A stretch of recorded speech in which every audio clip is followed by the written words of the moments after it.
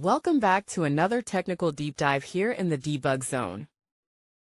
Today we're tackling a big question and breaking it down with insights from other users.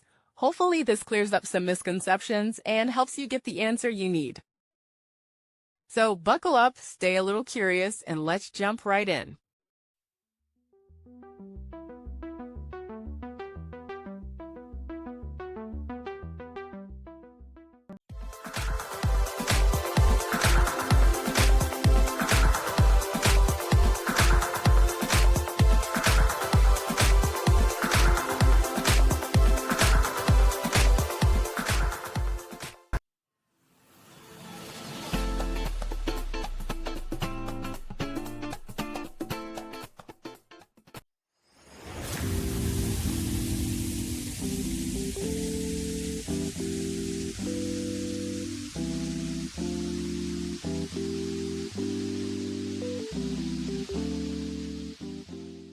And that's a wrap.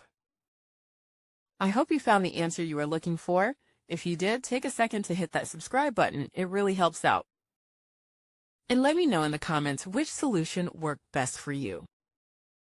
See you next time in the debug zone.